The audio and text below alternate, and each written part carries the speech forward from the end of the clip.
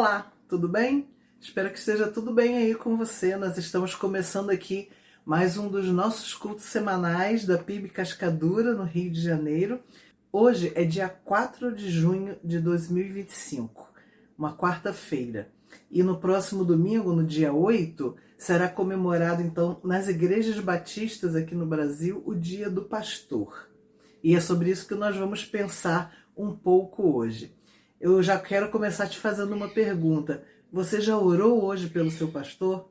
Você tem orado pelo seu pastor? Você já parou um pouquinho para pensar em como é necessário que cada membro da igreja, cada ovelha, ore pelo seu pastor? Será que você já parou para pensar um pouquinho que ele é um homem comum que Deus chamou para uma tarefa especial, específica e muitas vezes difícil, e ele precisa ser acompanhado em oração por você? Essa semana eu vi um pastor dando uma entrevista na internet e a pessoa perguntou para ele o que precisa para ser um pastor. E ele disse: entrar no seminário, estudar por 4 anos, passar por um concílio e pronto, você já pode ser pastor. Eu discordei dele. Antes de qualquer coisa, antes de entrar no seminário para fazer 4 anos de teologia, ele precisa ser chamado por Deus. O pastor precisa ser chamado por Deus. E aí sim, na hora que Deus define, eu quero esse aqui para ser meu servo, para ser pastor das minhas ovelhas, para estar à frente da minha igreja, aí sim, Deus vai capacitá-lo de forma especial para que ele possa, apesar de ser um homem comum, para que ele possa liderar o povo de Deus. É uma tarefa especial, difícil, e que cada um de nós, como ovelhas, devemos acompanhar sempre em oração. Pelas minhas passagens em algumas igrejas durante a vida, eu tive a oportunidade de conhecer vários pastores, servos de Deus, maravilhosos, que fazem diferença na vida da gente. Se eu tivesse que escolher um hoje para homenagear, eu não teria como, porque graças a Deus foram muitos. Homens chamados por Deus, homens separados por Deus para fazer a obra dele aqui na terra, para cuidar de nós. E eu quero te chamar agora para ouvir uma música. Primeiro nós vamos ler um versículo bíblico e depois nós vamos ouvir essa música cantada. O versículo fala assim, é lá de Isaías. Lê aí junto comigo. Quão formosos são sobre os montes os pés do que anuncia as boas novas, que faz ouvir a paz, do que anuncia o bem, que faz ouvir a salvação, do que diz a Sião: o teu Deus reina. Quão formosos são sobre os montes os pés dos mensageiros que trazem a paz. É essa a missão honrosa, a missão lindíssima que cada pastor tem. E é isso que nós estamos, é sobre isso, né, que nós estamos pensando hoje aqui juntos. Essa música que eu vou colocar aqui agora, eu coloquei por 2 motivos. Primeiro, para que você ouça uma música diferente do que nós costumamos ouvir nas nossas igrejas. Nem todas as igrejas costumam mais ter esse estilo de música em seus cultos. Mas você vai então ouvir agora um pouquinho do oratório Messias de Handel. E o segundo motivo é que eu quero que você ouça a letra, que é exatamente o texto bíblico que nós acabamos de ler. Quão formosos são sobre os montes os pés do mensageiro que traz a paz. Esse é o seu pastor. Aproveite enquanto você ouve essa música e vai orando por ele.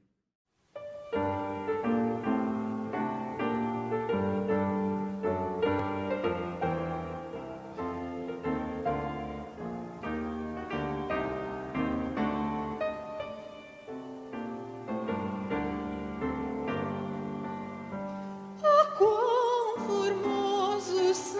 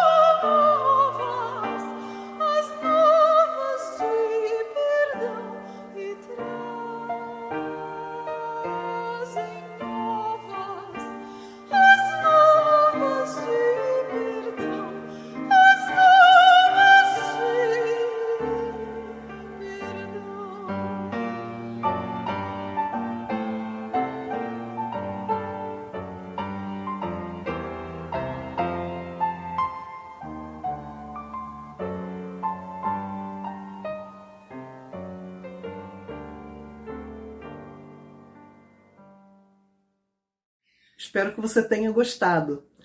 E eu estava aqui pensando, quando Deus chama alguém para o seu ministério, Ele não faz um convite assim, superficial. Porque a partir do momento que uma pessoa é chamada para o ministério, a vida dela toda vai mudar. A vida dela toda será dirigida pelo que Deus quer.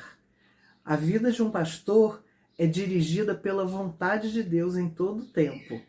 Às vezes, muitas vezes, talvez ele não queira tomar determinadas atitudes, mas Deus diz, é isso que eu quero. E é Deus que vai comandando. Você estaria pronto para isso? Será que você estaria tão disposto a abrir mão de tudo, de todas as suas vontades, para fazer só a vontade de Deus?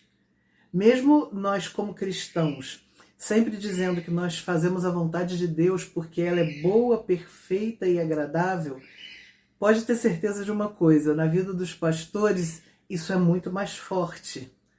Deus determina para onde ele vai, para onde ele não vai, o que ele deve fazer, o que ele não deve fazer e como ele vai fazer para cuidar de uma igreja inteira. Pessoas tão diferentes, com pensamentos diferentes, com atitudes diferentes, e ele tem que estar ali pastoreando todas aquelas ovelhas, às vezes rebeldes, para que todas nós ovelhas, possamos andar da maneira melhor diante do que Deus quer. É um homem diferente, é um homem separado, é um homem abençoado por Deus. E eu vou te dizer mais uma vez hoje, não deixe nunca de orar pelo seu pastor.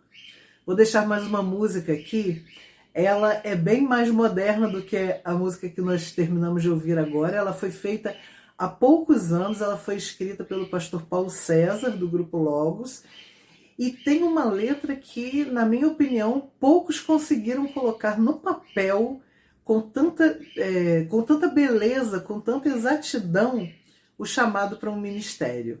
Então, preste atenção na letra e, mais uma vez, deixo esse apelo aqui para você. Não se esqueça de orar pelo seu pastor. No caso nosso, da Primeira Igreja Batista de Cascadura, não deixe de orar pelo pastor Marcos. O pastor Marcos precisa das orações de cada um de nós. A família dele precisa também estar coberta pelas nossas orações. Acompanhe com carinho essa família pastoral, porque com certeza Deus tem feito coisas ótimas, coisas grandes ali em Cascadura através desse servo. Cuide dele com carinho, então. E vamos ouvir a música agora.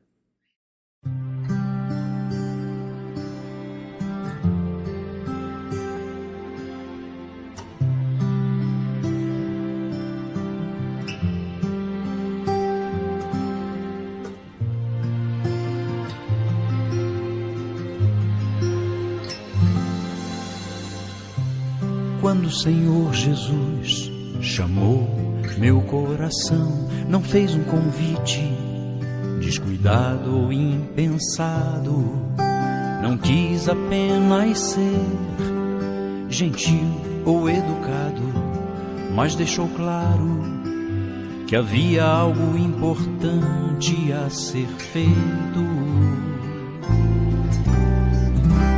Quando o Senhor Jesus chamou meu coração, não fez um convite descuidado ou impensado, não quis apenas ser gentil ou educado, mas deixou claro que havia algo importante a ser feito. Mas para que esse algo eu conhecesse, era preciso andar junto com ele, e necessário pensar os seus pensamentos e amar pessoas com o seu amor e conhecer também de perto a dor e os vales mais profundos. Provar aos poucos uma solidão e o desamparo deste mundo, e aprendendo assim a depender a cada dia mais de suas mãos. Quando Ele me chamou, não fez promessas humanamente convincentes, nada que me enchesse os olhos, apenas disse que me faria um pescador, mas pescador de peixes eu sou. E na verdade há muitos outros como eu. Nós pescamos coisas distintas, e mesmo que você não sinta, sua vida algo vai buscar.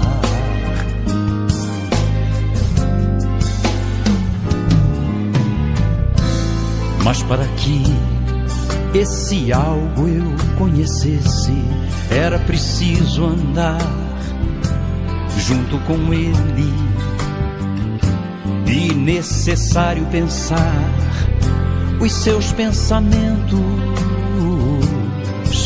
e amar pessoas com o seu amor, e conhecer também de perto a dor e os vales mais profundos. Provar aos poucos uma solidão e o desamparo desse mundo, e aprendendo assim a depender a cada dia mais de suas mãos. Quando Ele me chamou, não fez promessas humanamente convincentes, nada que me enchesse os olhos, apenas disse que me faria um pescador, mas pescador de peixes eu sou. E na verdade há muitos outros como eu. Nós pescamos coisas distintas, mas mesmo que você não sinta, sua vida algo vai buscar. Quem sabe um dia desses você vai sentir também. Quem sabe um dia desses você vai pensar também.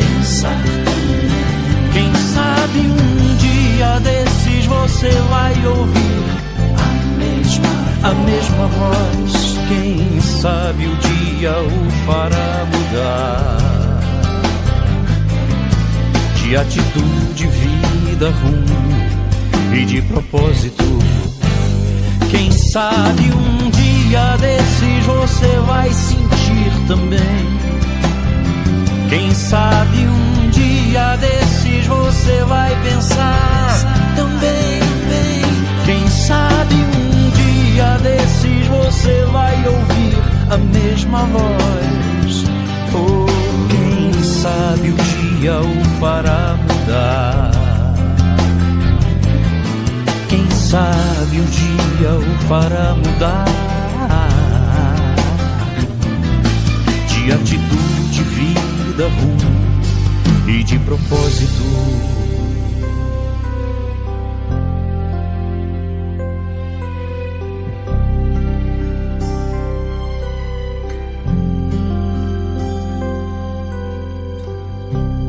Quando o Senhor Jesus chamou meu coração. Queridos irmãos, saúde e paz. Se Deus permitir, hoje é quarta-feira, primeira quarta-feira de junho, dia 4. E eu espero que o teu dia, a tua quarta-feira, tenha sido um dia de paz, um dia de adoração, de louvor, um dia na qual nós exercitamos a nossa fé, como nos ensina a palavra. E como é bom sabermos que em todo o tempo de nossas vidas, nós temos Jesus, o bom pastor, o sumo pastor, o pastor das ovelhas, que cuida de nós, não é? Que coisa maravilhosa. Você pode aí ouvir a Rose ler o texto sobre quão formosos são os pés daqueles que anunciam. Vocês ouviram um prelúdio aí, né, de uma ópera, coisa linda, né? De quão formosos os pés de Handel. Olha que coisa boa. E também ouviram aí louvar ao Senhor com essa música tão singela, chamada Pescador, do Logos, que fala do chamado. E o dia de hoje, o culto dessa quarta-feira, o culto doméstico, eu queria honrar e homenagear os pastores. No próximo domingo, se Deus permitir, nós, batistas brasileiros, estaremos celebrando o Dia do Pastor, que é o segundo domingo.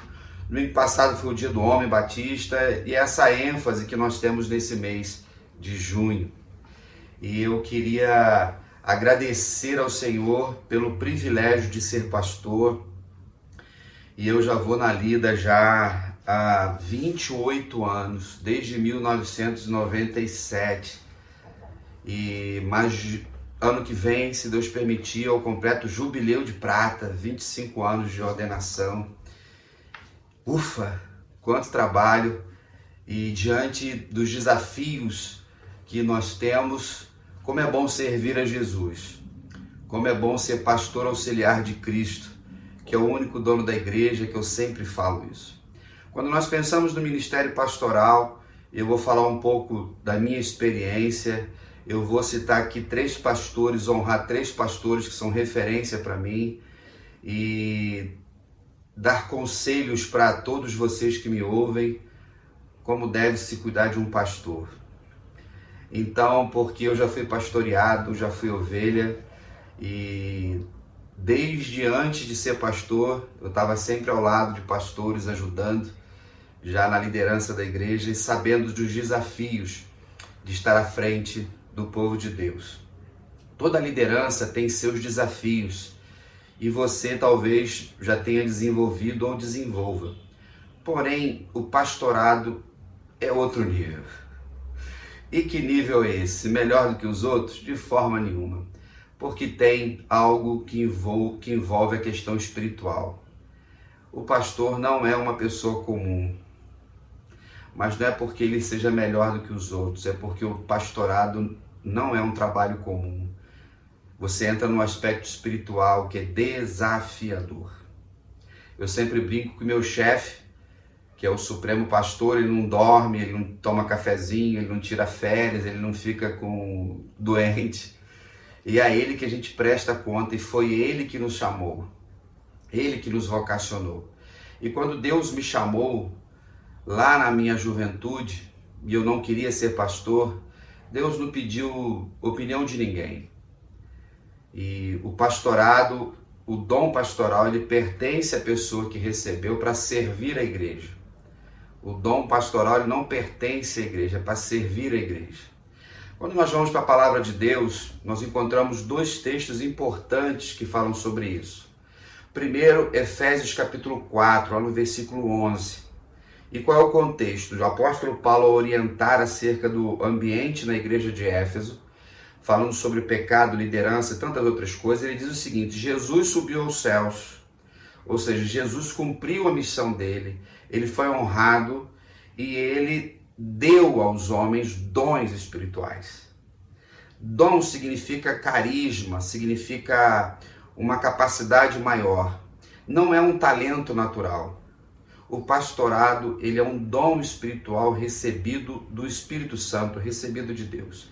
Ele não é um trabalho, ele não é simplesmente uma faculdade teológica, ele não é um ofício, ele não é uma ocupação e nem profissão. Não é um emprego, uma ocupação. É um dom que você recebeu.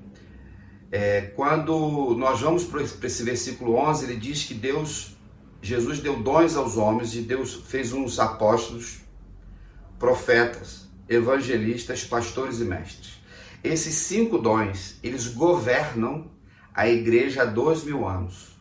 Os outros dons que nós encontramos, eles são dons de serviço, são dons auxiliares. Então esses dons governam a igreja. Nós, batistas, diante daquilo que acreditamos, os apóstolos ficaram lá no primeiro século. Os apóstolos foram aqueles que foram escolhidos por Jesus, andaram com Jesus, foram testemunhas da morte e ressurreição de Jesus e viveram ali naquele ambiente do primeiro século, e eles foram então capacitados para dar o fundamento para a igreja de Cristo, e é o que nós temos hoje da palavra de Deus.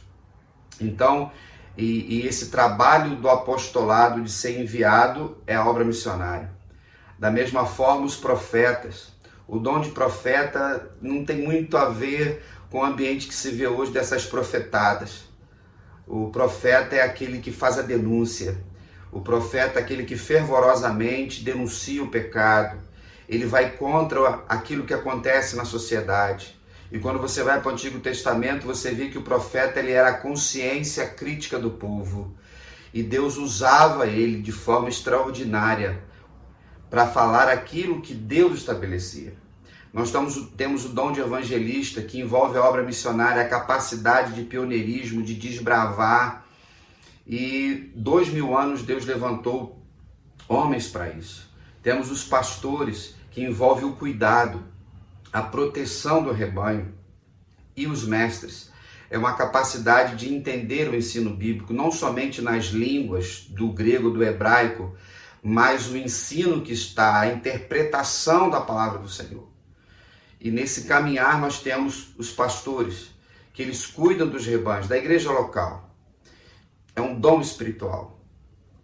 E uma vez que ele recebe, dá ele autoridade e condições de viver essa batalha espiritual.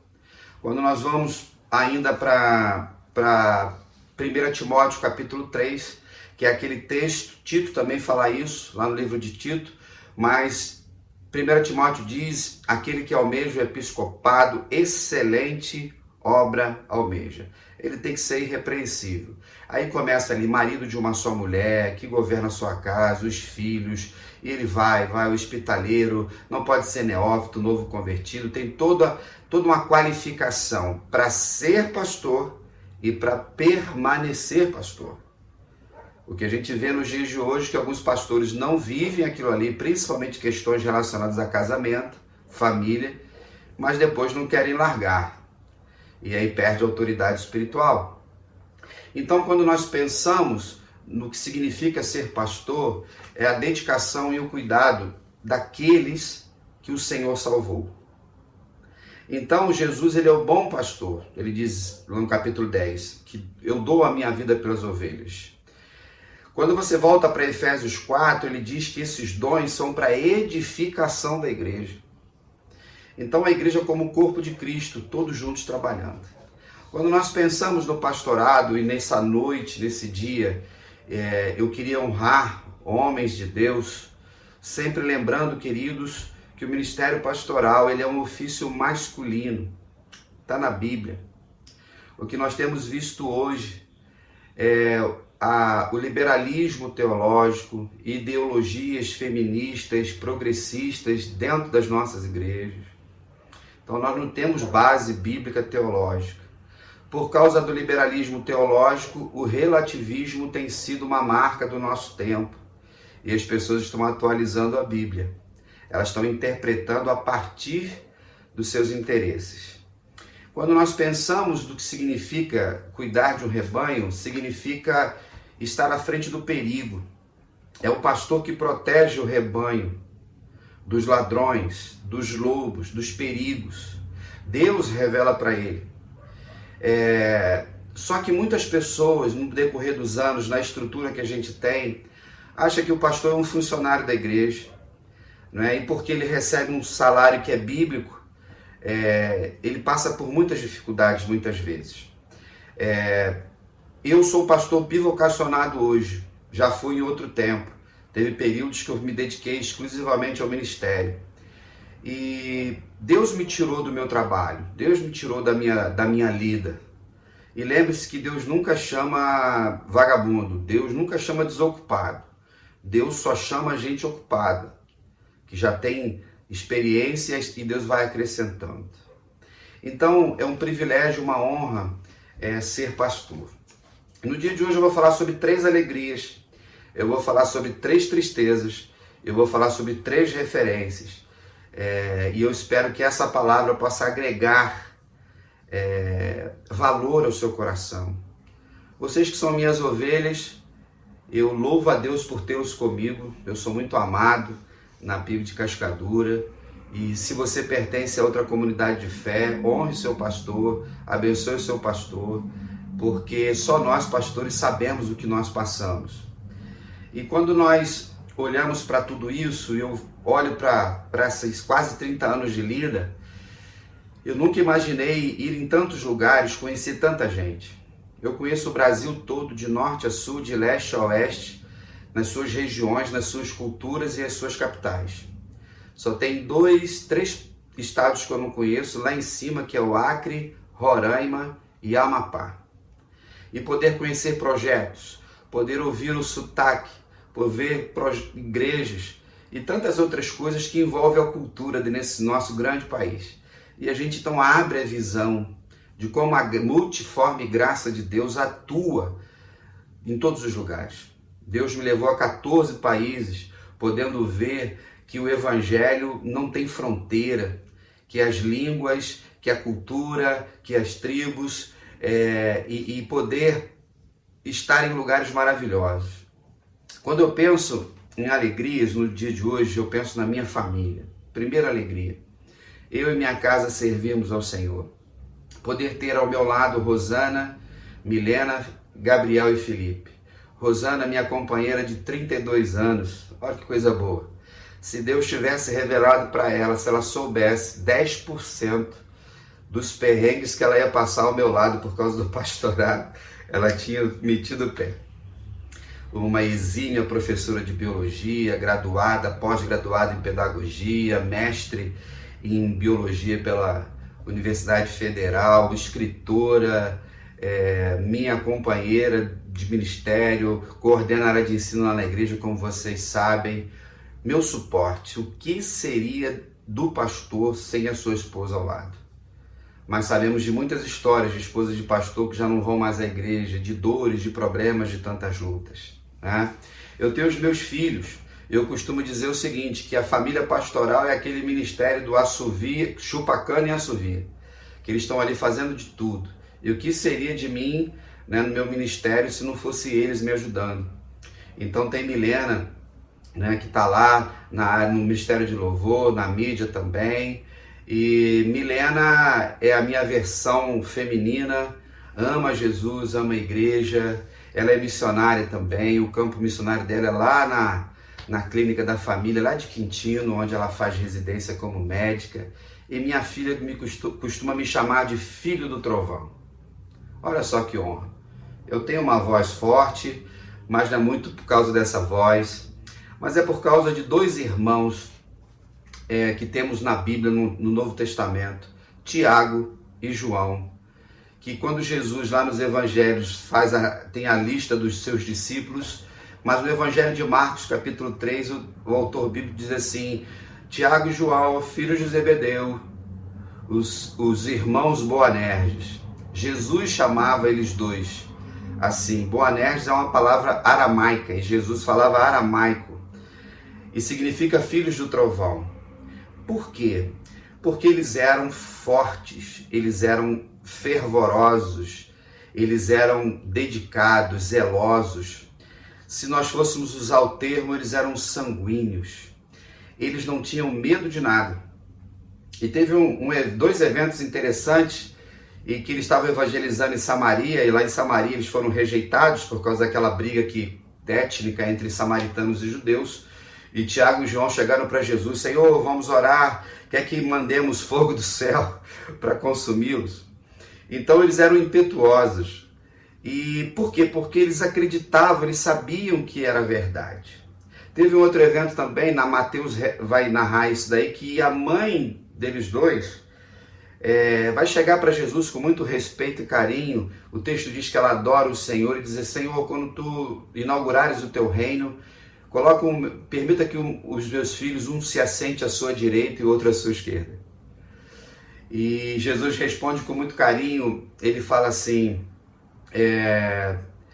chega para eles assim, vocês poderão beber o cálice que eu vou beber? E o texto diz que os dois respondem assim, podemos. Jesus fala assim, eu sei que vocês podem beber o cálice que eu vou beber, mas assentar no trono à direita ou à esquerda, somente o Pai já determinou. Num primeiro momento pareceu uma palavra vaidosa de uma mãe zelosa por filhos, e você vai ler no texto que houve um murmúrio, e Jesus trabalhou sobre aquela perspectiva de governar, de liderança, e que se você quiser ser grande, você tem que servir. Apesar de às vezes a gente ver uma certa exaltação ali da mãe de Tiago e João, mas eu acredito que ela falou isso porque ela sabia quem eram os seus filhos. Não era simplesmente de querer um nepotismo ou beneficiar os seus filhos. Mas ela sabia que Tiago e João estariam com Jesus sempre. E vale ressaltar que mesmo que no reino eles não estarão sentados na direita ou à esquerda de Jesus, o primeiro mártir da igreja do colégio apostólico foi quem? Tiago, o filho do trovão. Capítulo 12 de Atos. Herodes, para agradar os judeus, manda matar a espada Tiago. Por que mandou matar Tiago? Porque ele era um caladinho, ele era um anônimo? Não, ele era líder. E quando você quer destruir alguma coisa, você vai lá no líder. Herodes sabia que Tiago era uma liderança forte. Imagine a dor da mãe. Isso vai acontecer mais ou menos quase 10 anos depois da morte e ressurreição de Jesus. A igreja crescendo, se desenvolvendo, incomodando muita gente. E quando a gente incomoda pessoas, um sistema falido, as pessoas tentam nos matar. As pessoas tentam nos destruir. Imagine a dor dessa mãe, imagine a dor de João, o irmão mais novo, o outro filho do trovão, que foi o último dos apóstolos. Ah, João, filho de trovão, se tornou apóstolo do amor, escreveu o Evangelho de João, escreveu a primeira, segunda, terceira carta e o livro de Apocalipse e terminou a sua vida lá na ilha de Patmos, exilado, perseguido. Que honra, minha filha, me chamar de um filho de trovão. E eu defendo com todas as minhas forças o Evangelho, e se tiver que morrer por Jesus, eu morro para defender o Evangelho, o rebanho de Cristo. E se eu estivesse lá no primeiro século, pode ter certeza que eu tinha morrido à espada, segundo o que a gente vê. Que bom ouvir isso de uma filha e que trabalha junto na igreja e ama a igreja. Gabriel, meu caçula, também ama a igreja de Jesus, mas quando eu falo para ele assim, vai ser pastor, ele está amarrado, em nome de Jesus. Ele quer outra coisa, pelo menos hoje, aos 20 anos. E eu, quando não tinha a idade dele, nem pensava nesse negócio de ser pastor. Felipe, meu genro, coitado, ele é aquele... ele caiu de gaiato, né? Foi entrar numa família pastoral, mas já passou uns perrengues por causa disso. Mas está ali firme, forte ao lado, tenho como um filho. E eu já oro pela minha nora, falo, Senhor, manda uma menina crente, que ela tenha a maturidade de fazer parte de uma família pastoral e missionária, que sempre tem seus desafios. Então a alegria de um pastor é ver a sua família servindo ao reino, servindo à igreja de Jesus. A segunda alegria que eu tenho é a pregação, irmãos. Eu sou apaixonado pela pregação. E vocês sabem disso. Cada sermão é um filho gerado. Dependendo da intensidade do sermão, queridos, dói aqui minhas entranhas por debaixo da costela, diante de tanta dedicação emocional que você aplica ao sermão. E o Evangelho é tão poderoso, ele tem uma potência tão grande, que os pregadores precisam aplicar todas as suas habilidades, o timbre da sua voz, o seu rosto, as suas mãos, para pregar a verdade que liberta.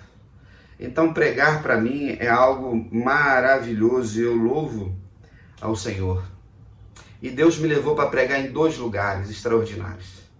2013, mais ou menos, eu fui a Cuba pregar o Evangelho lá numa viagem missionária, numa caravana da Junta de Missões Mundiais, e conhecer um país comunista dominado por Fidel Castro, e poder conhecer Cuba. Ficamos lá quase 2 semanas, conhecer os pastores, as histórias, e aprender uma coisa que a Bíblia já diz: ninguém para a igreja.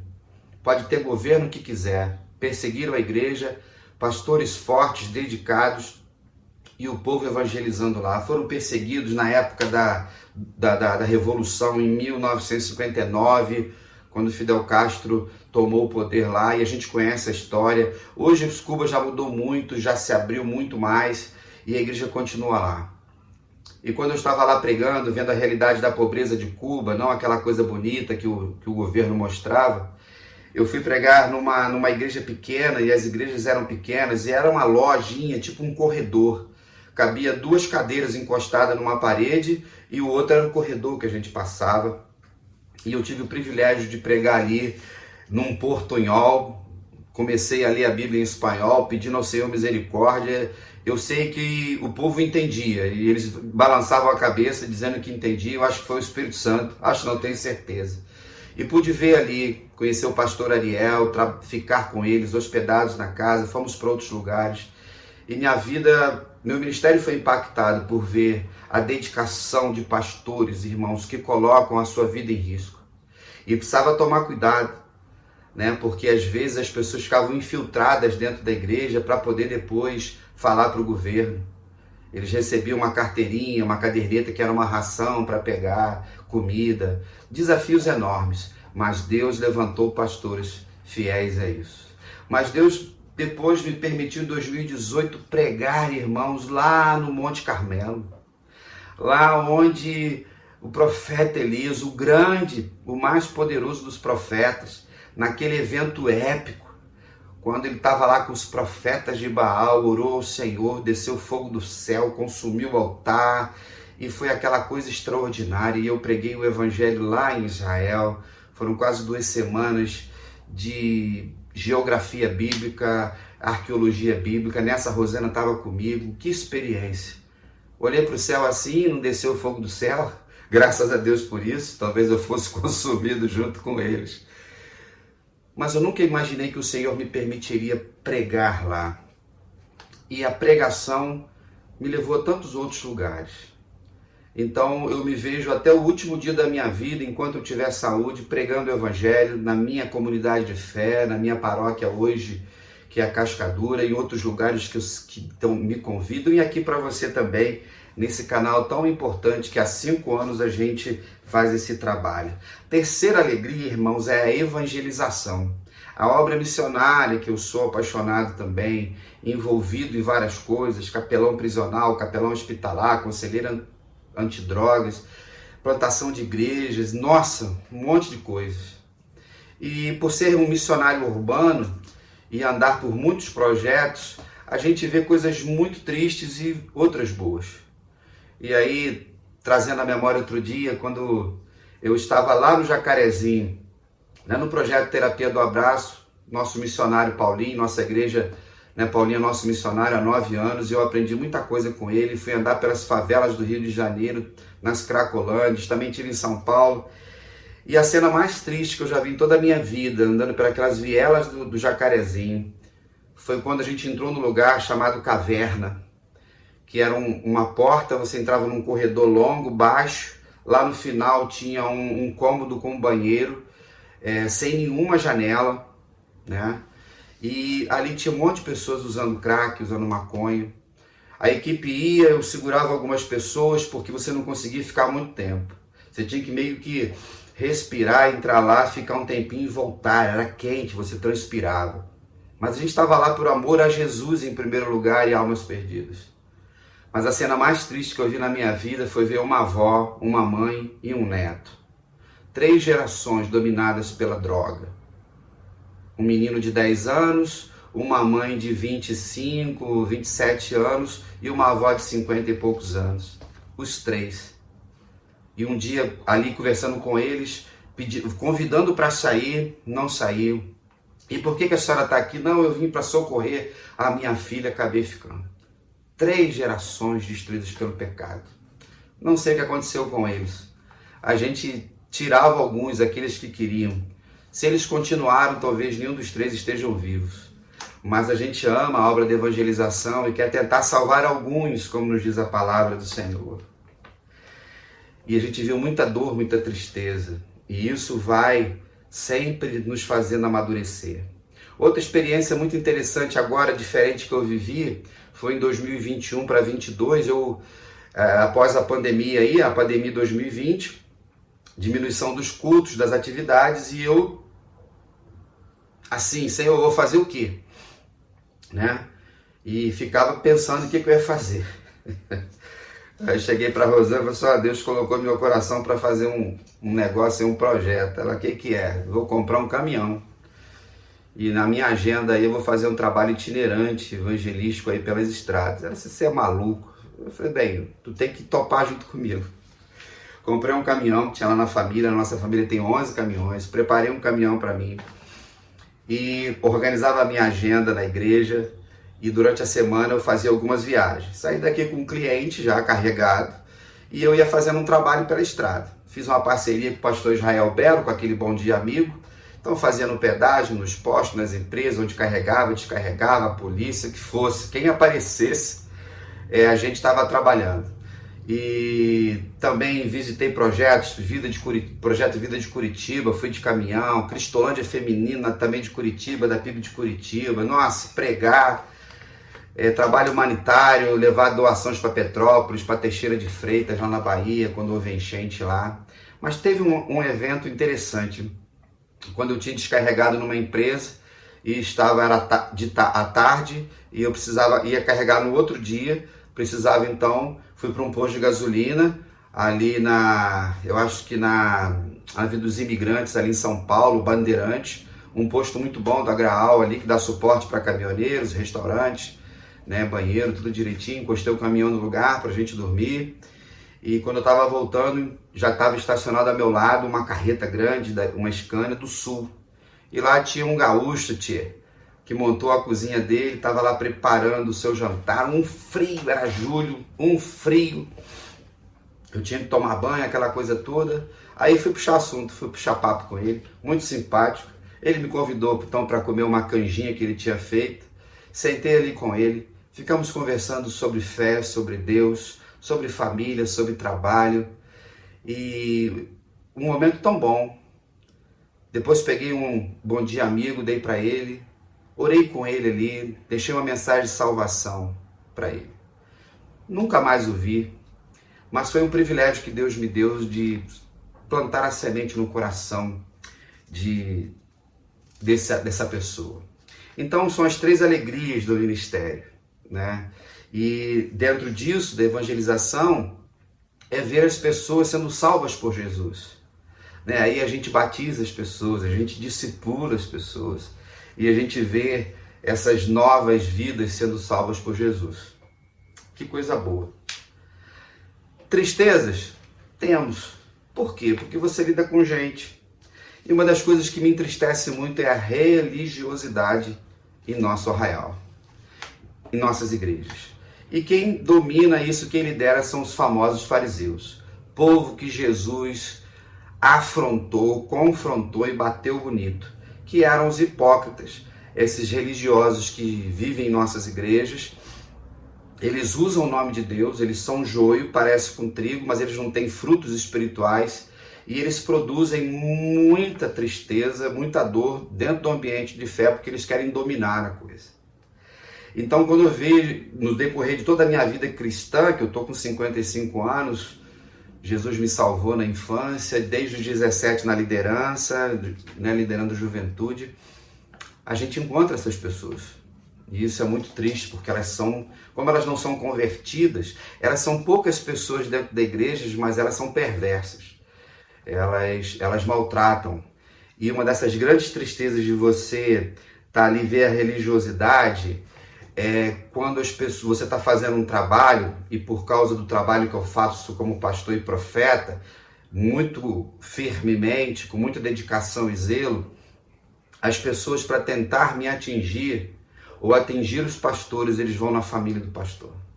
É muita maldade. Essa é uma grande tristeza. Porque nós, pastores, somos os únicos que na nossa vocação a gente precisa estar com a família. Você que é engenheiro, médico, cozinheiro, professor, o que seja, você não precisa estar com a mulher, com a esposa, com o seu esposo, você não precisa estar com seus filhos no seu trabalho. Aí as pessoas vão lá. Todo mundo sabe que a minha filha estava com 12 processos na justiça por causa de 12 fariseus, né, que saíram da igreja de Cascadura e estão processando a igreja e botaram a minha filha no processo de covardia, de maldade, né, só para me afetar, e eu nunca fiz nada de mal a essas pessoas. Apenas como bons batistas que somos, nossas assembleias tomam decisões, são soberanos, receberam cartas em mãos, já que eles não respeitavam nem a palavra de Deus, nem a maioria da igreja. Mas, como eles não conhecem Jesus, eles fazem isso, descumprindo a palavra do Senhor e tentando destruir a minha casa, a minha família e os meus filhos. Essa é a tristeza. E eu queria pedir a você, querido, que nunca faça isso. Sabe por quê? Porque a Bíblia diz que aquele que planta na carne, colhe na carne. Aquele que planta a injustiça, colhe a injustiça.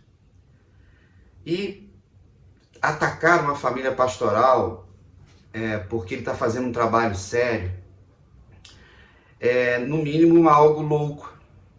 Mas todos os profetas foram perseguidos quando você denuncia o pecado. E por ter o dom profético, por ter esse perfil profético, não me curvo para mentira para ninguém, não tenho medo de ninguém, eu sou um filho do trovão. Então já lidei com pedófilo dentro de igreja, com adúltero, assédio sexual, roubo na igreja, pornografia na igreja, sem contar tantas outras coisas, e pessoas que adoram o poder dentro da igreja.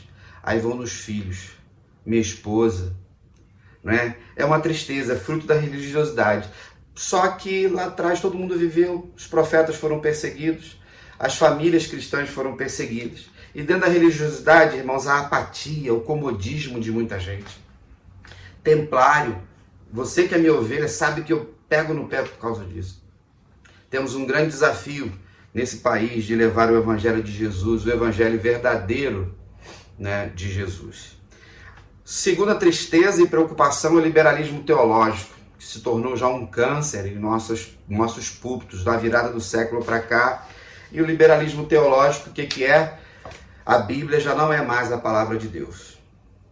Então é o relativismo, e as pessoas estão atualizando a Bíblia, as pessoas estão com umas propostas muito estranhas, que envolvem, né, práticas, questões sexuais, homossexualidade, questões dentro do ministério, nepotismo eclesiástico. A gente vê que dos últimos 20 anos, igrejas independentes têm donos. É a família eclesiástica, a família sacerdotal, o marido é pastor, a esposa é pastor, a filha é pastor, o genro é pastor, o filho é pastor, o papagaio é pastor, todo mundo é pastor, é bispo, é dono da igreja. Aí você vê aí um processando o outro, aí tomando a igreja, porque os herdeiros estão dividindo as coisas. Então isso tem afetado a nossa juventude. Nós estamos com uma lacuna de jovens e adolescentes em nossas igrejas por muitos maus exemplos de escândalos na igreja, de membros de igreja, das famílias na igreja. Isso é uma preocupação que eu tenho, uma tristeza que eu tenho no meu tempo, mas Deus me levantou para lutar, para pregar o evangelho. E a terceira, que envolve a perseguição. Então, 360 milhões de pessoas são perseguidas no mundo hoje. Mas na sua grande maioria são líderes, pastores e missionários, que estão em lugares sendo perseguidos. E a gente já falou muito sobre isso. E como é que é a perseguição? A pessoa quer destruir você. Quando você entra no ambiente espiritual do mal e que você começa a enfrentar Satanás, pode esperar as represálias. Isso é bíblico e a gente tem que tomar cuidado nisso. Então, por causa da perseguição, por causa de pregar a verdade, lutar contra o pecado, né? Eu precisei ir 2 vezes na delegacia por causa de pessoas que queriam destruir a igreja, e eu sou representante. E aí tem que ir na delegacia.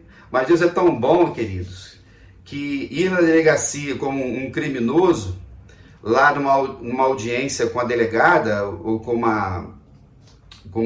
acho que é delegado lá, investigador, alguma coisa assim, que era crente. No final do que eu falei, nós oramos juntos. Onde eu imaginei que ia estar orando numa delegacia. Fui a segunda vez, a mesma coisa, lá o delegado crente, ainda me acalmou. Fica tranquilo, pastor, isso aqui não vai dar, tudo tranquilo. E aí uma gente já ganhou, umas coisas de crentes indo na delegacia da parte de um pastor, porque ele não se corrompeu. Ele não se deixou levar por tantas coisas à sua volta. Precisei ir numa audiência dos 12 processos pela primeira vez, eu e Milena. Foi uma experiência como pastor que eu também nunca ia viver. Mas Deus me levou lá por um propósito espiritual. E eu precisava falar do evangelho para 2 pessoas lá. Para a juíza e dizer para ela como é que funciona a igreja, como é que tudo funciona e falar do amor de Jesus. E para o advogado deles, desses fariseus. Então o advogado deles não é cristão. Olha só o testemunho deles. E qualquer advogado cristão de verdade nunca pegaria essa causa para processar a igreja de Jesus. A Bíblia condena isso. A Bíblia proíbe isso.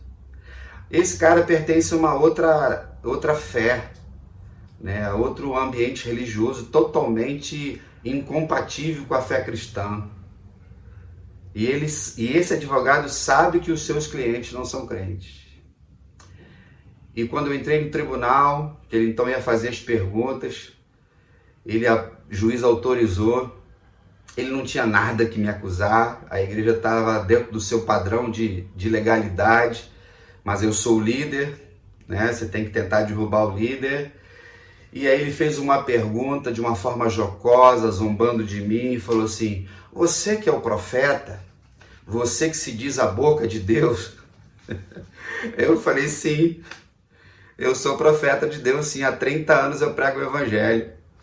E boca do Senhor, como diz a palavra de Deus, o púlpito é o oráculo de Deus. Olha só, ele não tinha nada. E ele sabia que eu estava falando a verdade, fez uma pergunta sobre a Assembleia, expliquei o que estava no estatuto. E depois a terceira pergunta dele eu tenho um vídeo seu e você não vai poder negar isso. Eu falei assim: o que você viu no meu vídeo? Eles editam meus vídeos, né? Não, porque você disse, abre aspas, que prefere andar com Satanás do que andar com pessoas que mentem, que vivem na mentira, fecha aspas. Assim, verdade. Verdade. Eu prefiro andar com Satanás, que eu já sei quem é o cara, do que andar com pessoas que se dizem de Jesus e não são. E a Bíblia diz que o diabo é o pai da mentira e aqueles que mentem são filhos do diabo. E falei para ele, eu prego isso há 30 anos. A Constituição brasileira me permite pregar na sua 5ª cláusula pétrea, que é a liberdade de fé, de religião, de expressão. Ele olhou para minha cara e disse assim: mais nada a perguntar, doutora, juiz, excelência. Eu fiquei tão feliz de saber que eu estou sendo acusado de ser profeta. Aleluia. Que lá naquele tribunal não tinha um pedófilo, não tinha um ladrão, não tinha um mentiroso, um violento, ou uma pessoa que fez qualquer outra coisa, que roubou a igreja. Eu estava lutando lá contra gente que roubava a igreja de Cascadura. E poder expressar a minha fé. A perseguição vem, te gera tristeza, dor, angústia, mas o Senhor te conforta. A gente fica abatido, mas não desanimado. O apóstolo Paulo viveu isso, todos os discípulos, os apóstolos, e Deus transforma algumas tristezas em alegrias. Gostaria nesse momento de honrar 3 pastores, que são referência para mim. Tenho muitos outros, mas eu queria hoje fazer essa honra. Um eu conheci, os outros 2 não. Pastor Dr. Russell Shedd, pastor, teólogo, escritor. Tive o privilégio de ouvi-lo em vários congressos. Ele faleceu agora em 2016. E quando ele esteve na Igreja do Meia, eu acho que em 14, num congresso, eu tive o privilégio de ir no aeroporto buscar, pegar a mala dele, dirigir para ele, levar ele para almoçar, para jantar. Eu aproveitava cada momento, perguntava um negócio: mas pastor, aquele texto mais difícil, e ele com aquele jeito dele, santo homem de Deus, dá vontade de tocar assim, pegar a unção dele, como a gente fala. Um servo de Deus que escreveu tanta coisa boa na editora Vida Nova, tem até uma Bíblia que leva o nome dele, Bíblia Shedd, e a autoridade, ele pregava sobre a autoridade suprema da Bíblia. Ele morreu em 2016, já tem quase 10 anos, e depois da morte dele, ele ia ficar assustado do que estão fazendo com a Bíblia nos dias de hoje. E um livro que eu gosto, né, O Mundo, a Carne e o Diabo, um livro muito bom que eu sugiro a você ler.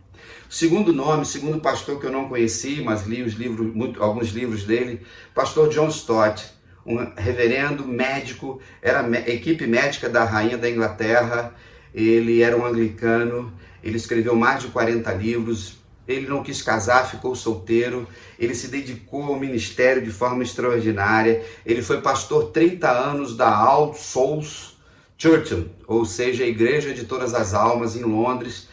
Deus me permitiu ir lá em 2022, conhecer a igreja dele. Que privilégio aquelas pessoas tiveram de ouvir durante 30 anos o pastor John Stott. E um dos livros que eu gosto dele é Discípulo Radical, foi o último livro dele, já no final de sua vida, morreu em 2011. Leia esse livro também, fica essa dica para você. E por último, pastor Miranda Pinto, que eu conheci na Igreja do Meia, a história dele. Ele é pastor emérito da Igreja do Meia, ele foi pastor durante 30 anos, da década de 30 até a década de 60. Foi diretor da Junta de Missões Nacionais durante 26 anos, uma visão extraordinária, um homem à frente do seu tempo. E ele deixa um legado extraordinário para todos nós, que foi a Associação Evangélica da Fé, quando nasceu o Seminário Betel, quando nasceu o Recolhimento Betel, cuidando de irmãs idosas e solteiras que não tinham quem cuidasse. Até hoje o Recolhimento Betel está lá e todos nós conhecemos. O Seminário Betel. O Seminário Betel nasce de uma forma extraordinária, e o pastor Neander, filho dele, me contou isso, de que o Seminário do Sul, que era o seminário principal, ele só tinha aula durante o dia, internato.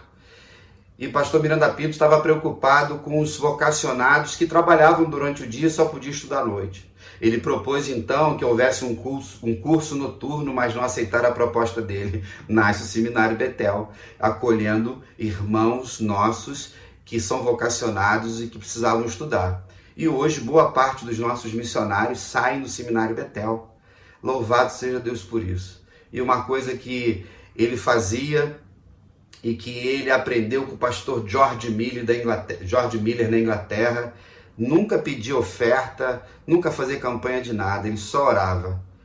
E Deus mandava os recursos, entendendo que tudo pertencia ao Senhor.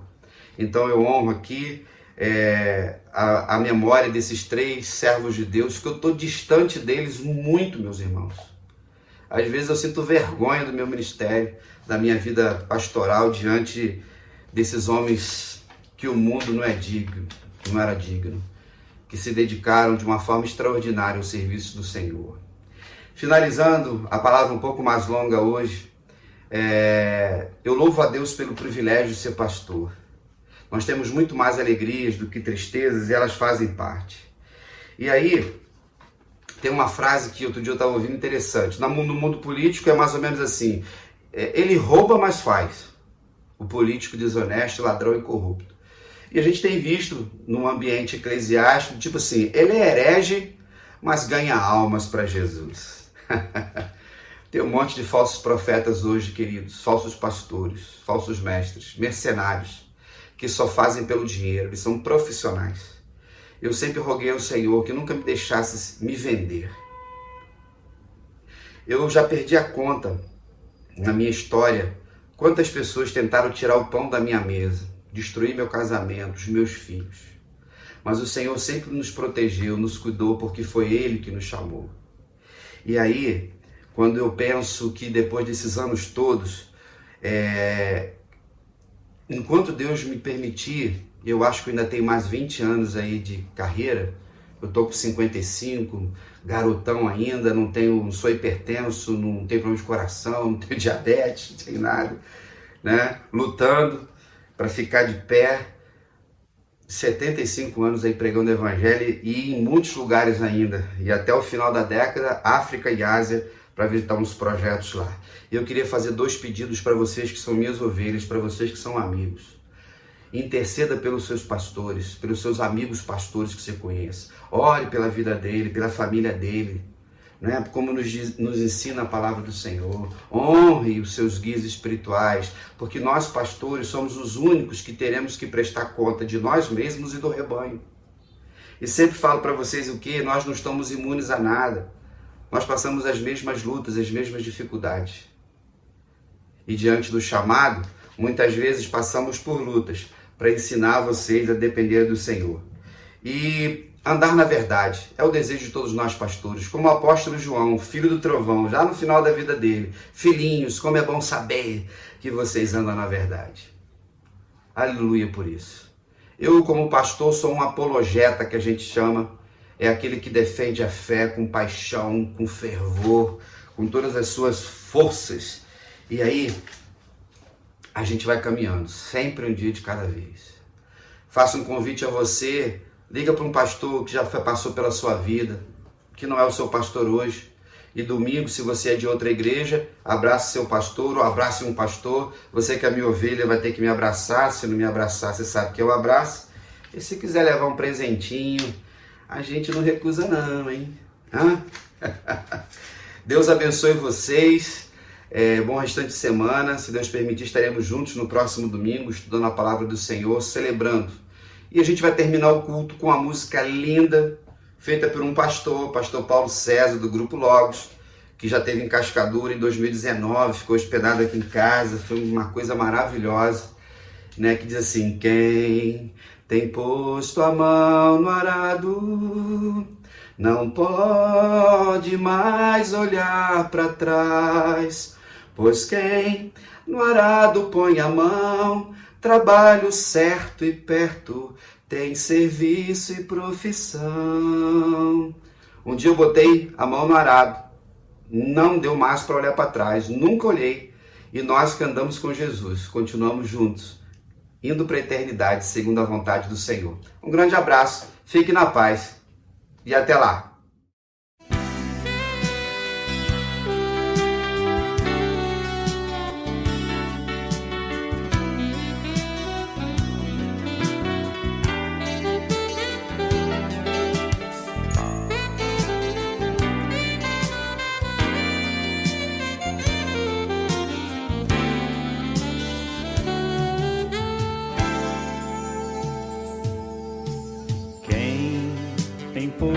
A mão no arado não pode mais olhar para trás, pois quem no arado põe a mão, trabalho certo e perto, tem serviço e profissão.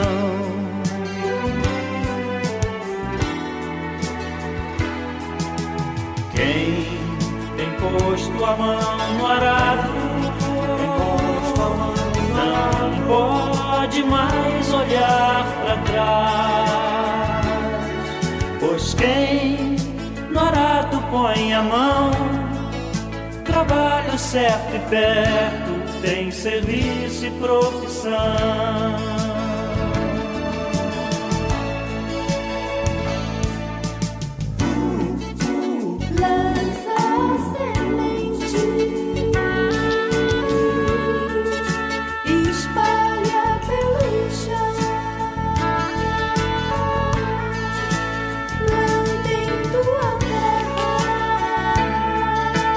Faz do teu trabalho tua guerra.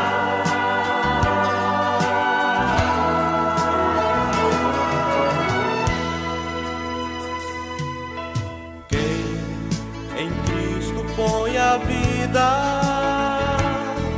não pode mais olhar para trás, pois quem ao Mestre deu a mão, trabalho certo e perto, tem serviço e profissão.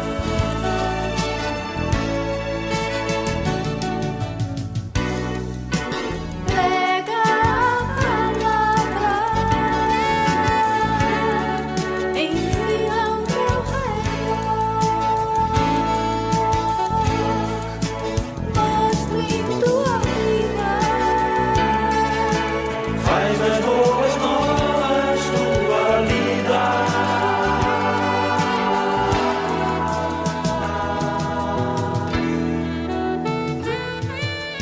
Quem tem posto a mão no arado não pode mais olhar para trás, pois quem no arado põe a mão, trabalho certo e perto, tem serviço e profissão.